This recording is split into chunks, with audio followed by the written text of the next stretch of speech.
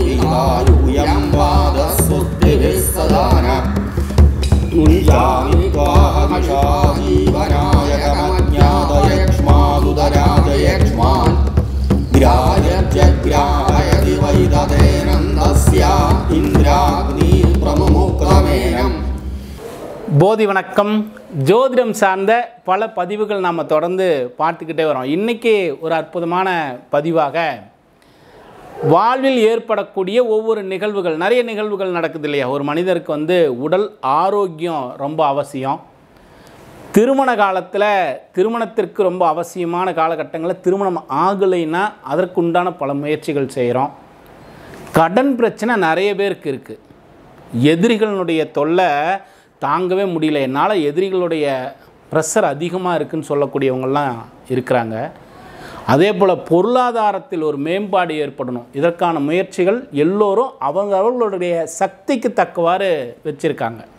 சரி, இந்த 5 விஷயத்துக்கும் சேர்த்து ஒரு நல்ல தீர்வு, நல்ல ஒரு பரிகாரத்தை பார்ப்போமே. சரி, பரிகாரம்னு சொன்னாவே, தீர்வுன்னு சொன்னாவே நம் நேயர்களுக்கு எல்லாத்துக்கும் ஒரு சந்தோஷம்தான். ஏதோ நல்ல தீர்வு கிடைக்கணுங்கிறது ரொம்ப அவசியம்தான். நாம் இன்றைக்கி பார்க்கக்கூடிய இந்த பதிவில் இந்த 5 விஷயங்களுக்கும் சேர்த்து ஒரே கிழமையில் பரிகாரம் பண்ண முடியுமா அப்படிங்கிறத ஒரு குறிப்பாக பார்ப்போமே. அதுவும் குறிப்பாக செவ்வாய்க்கிழமையில் இந்த எல்லா விஷயத்துக்கும் தீர்வு கிடைக்குமா, அதை ஒரு பதிவாக பார்ப்போம். இதில் குறிப்பாக பாருங்கள், செவ்வாய்க்கிழமைன்னு சொன்னாவே எல்லோரும் ஒதுக்கக்கூடிய நாளாக இருக்குது.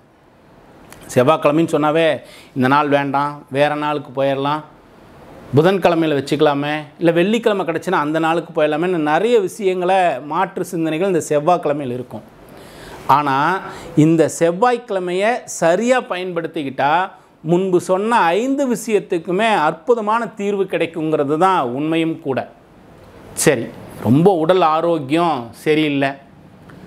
முதல் விஷயமாக தேக ஆரோக்கியத்தை பார்ப்போம். உடல் ஆரோக்கியம் சரியா இல்லை, ரொம்ப நாளாக மருத்துவம் பார்க்குறோம், மருத்துவத்தில் எனக்கு பலன் கிடைக்கல, இப்படியெல்லாம் சொல்லக்கூடியவங்க செவ்வாய்க்கிழமை அன்னைக்கு காலையில் 6லேருந்து 7 மணிக்குள்ளார பக்கத்தில் இருக்கக்கூடிய முருகன்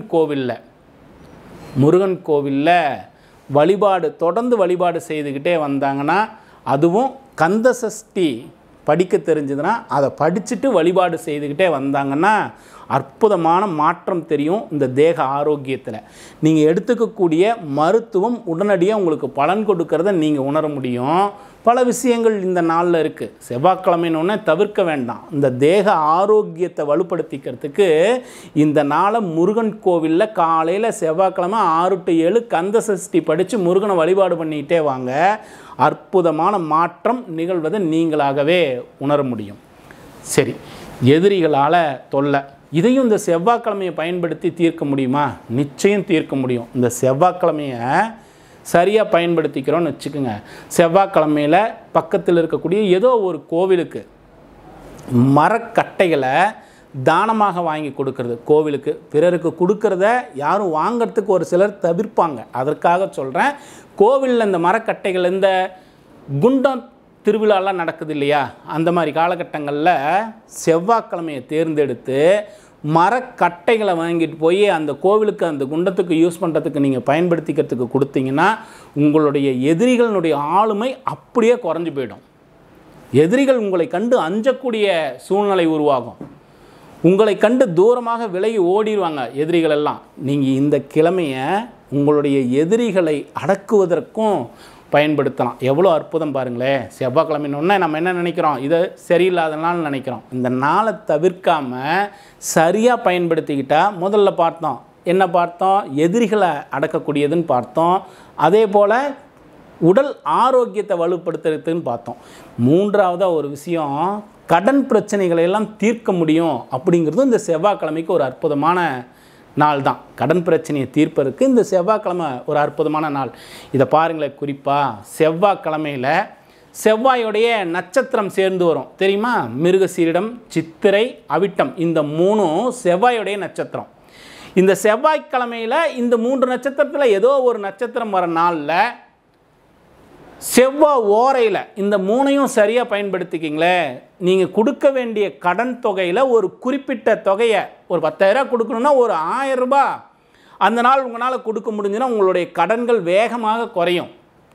செவ்வாய்க்கிழமையும் செவ்வாயோடைய நட்சத்திரமும் சேரக்கூடிய நாளில் செவ்வாய் ஓரையில் நீங்கள் கொடுக்க வேண்டிய கடனில் ஒரு குறிப்பிட்ட தொகையை கொடுத்தீங்கன்னா நிச்சயம் என்னாகும், இந்த கடன் சுமைகள் எல்லாம் குறைய ஆரம்பிச்சிடும். எவ்வளோ அற்புதம் பாருங்களேன். நாம் நினைக்கிறோம் செவ்வாய்க்கிழமைன்னு, இதனுடைய பெருமை எவ்வளோ விஷயங்கள் இருக்குது.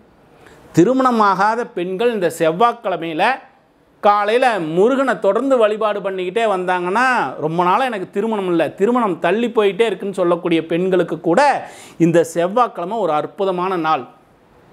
இறை வழிபாட்டோடு அங்கே தீபத்தை ஏற்றி இறைவனை வழிபாடு செய்கின்ற பொழுது, அந்த முருகனை வழிபாடு செய்கின்ற பொழுது பாருங்கள், ஒரு மிகப்பெரிய மாற்றம் நிகழும்.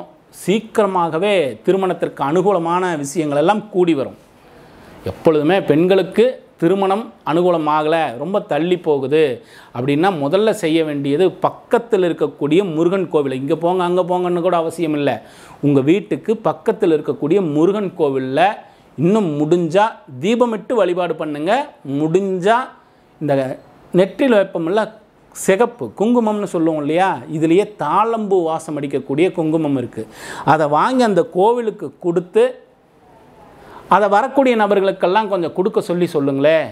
நிச்சயம் விரைவாக திருமணம் நடக்கும். பெண்களுக்கு செய்து பாருங்கள், எவ்வளோ அற்புதம் பாருங்கள். இந்த செவ்வாய்க்கிழமையில் எவ்வளோ அற்புதம் இருக்குது. நம்ம பொதுவாகவே செவ்வாய்க்கிழமைன்னு நவுத்திடுறோம்.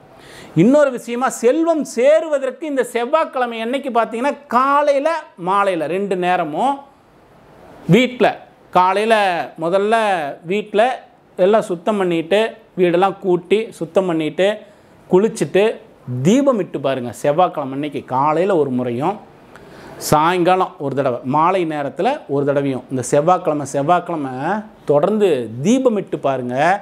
அந்த வீட்டில் இருக்கக்கூடிய எதிர்மறையான சக்திகள் எல்லாம் நீங்கி பொருளாதாரத்தில் வலு கிடைக்கும்.